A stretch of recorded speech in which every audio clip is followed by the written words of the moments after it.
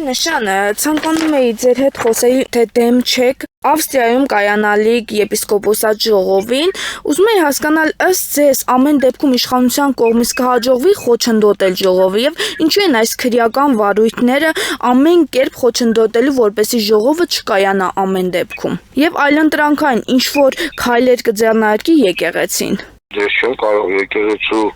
իշխանության անունից խոսել այլընտրանքային ինչ որ մի քայլեր ձեռնարկելու համար։ Նաև չեմ կարող ասել խոչընդոտեմ, բայց ըստ երևույթին այս ամբողջ process-ները, որ կատարում են, դրա մասին է խոսում իրենց արարքները, բայց հուսանք, որ այսինքն եկեղեցին ինքը ավտոնոմ վիճակ ունի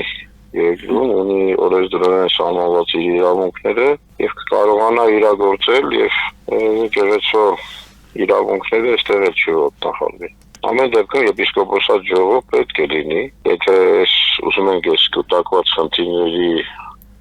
լուծումը գտնել, ուրեմն եպիսկոպոսատ ժողովը պարտադիր է։ Մեր եկեղեցին եպիսկոպոսատ ժողովը բարձրագույն մարմին է, ազգային եկեղեցական ժողովը միշտ չէ որ գումարում է, բայց եպիսկոպոսատ ժողովը տեսեք պատարակի ժամանակ նույնիսկ սկզբից եպիսկոպոսների անունն է հիշատակվում։ Ամենայն սուրբ եւ ուղղափառ եպիսկոպոսած, հետո նոր հայրապետի անունը։ Այնպես որ եթե խնդիրներ կա կուտակված, դրանց լուծման համար անհրաժեշտ է որ եպիսկոպոսատ ժողով գումարվի։ Հիմա ստացվի գումարել թե խաթարել արդեն չգիտեմ։ Բայց միևնույն է մի օր պիտի գումարվի։ Նշան, ինչպես տեսնում ենք այն 10 եպիսկոպոսները, ովքեր եկեղեցու դեմ շարժմանն էին գնացել, արդեն քայլ հետ են կանգնում իրենց որոշումից, կարգալույծ եղած Արման Սարոյանը, ինչպես տեսնում ենք առաջնորդանիստը չի թողնում եւ չի հեռանում այնտեղից։ Ձեր կարծիքով ինչու է սահմանադրական կարգը, որը խախտված է մեր երկրում ուրեմն տվյալ դեպքում է վերջին դեպքերի հետ կապված կվերականգնվի նաև արդարությունը, անշուշտ կթողնի գնա։ Ինչ եք կարծում, ինչու այն եպիսկոպոսներից, ովքեր սկզբում ստորագրում էին, հայտարարություններ էին տարածում, այս պահին ոչ ոք չի խոսում, լուռ են, միայն երկու եպիսկոպոսներն էին խոսում։ Ուրեմն եպիսկոպոսատ ժողով պետք է գումարվի,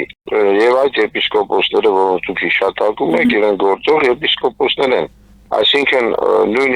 հիմա արդեն ոչ, բայց ասենք մեկ շաբաթ առաջ երբ որ կարգալույծ չէր հռչակված, նաև Գևորգ եպիսկոպոսը եպիսկոպոս էր։